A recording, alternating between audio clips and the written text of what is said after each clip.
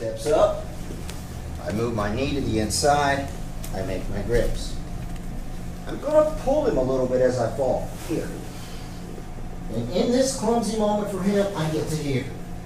And now he decides to stand up. I keep the collar, make space, dig in here, and I switch my feet at the same time. Here. Then I straighten my arm as I let go of the collar. I'm pretty stable here. There's not much he can do at this point. If I stay here too long, he's going to start trying to push my feet off. If he goes right now to push my feet, I just scissor. He can't stay on my feet because he has to balance himself. When I scissor and set up right away, I bring the bottom leg to the front here, look. And then I straighten it out as this one goes to the floor. I come up a little taller. Come underneath. And I start pushing into him. I never quite stand all the way up. Turn the knee down, turn the shoulder. Hand goes to here. Adjust my position. Control the head. Lock out the hip. So he steps up. Sometimes the angle is so bad for me, I might have to turn really quick and then make my grips. Because the reason he's stepping up is he wants to pass my guard. I cannot let him do that. Man, I'm in big trouble there.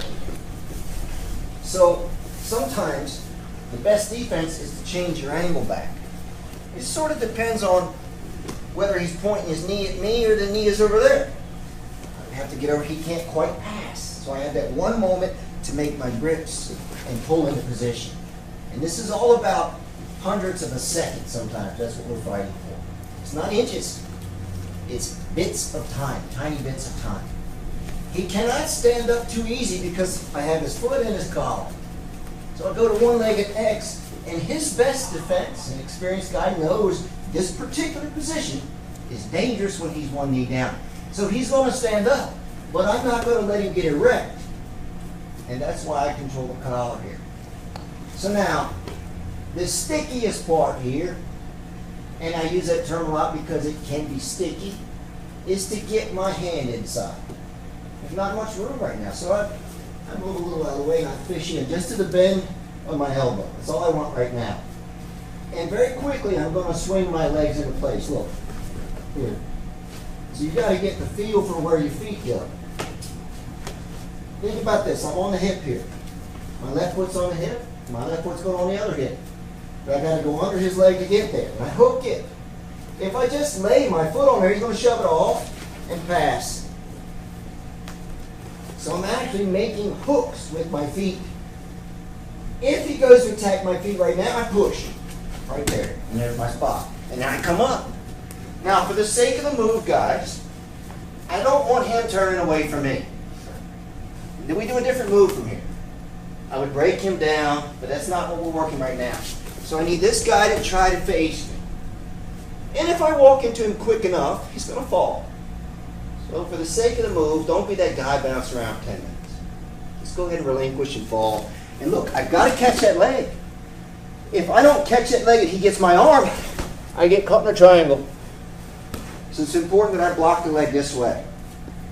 If I block, watch this. Hand on top, he pulls it off.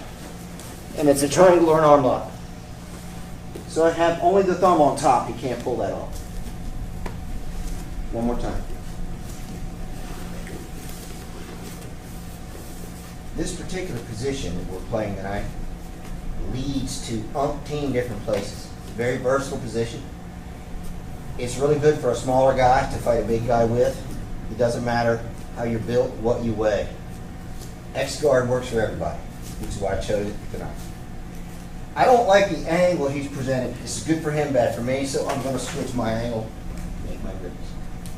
When I fall, I pull him with me to give him that one clumsy moment. Here, boom, got him, boom, boom, boom, got that's it. He stands. I keep the collar.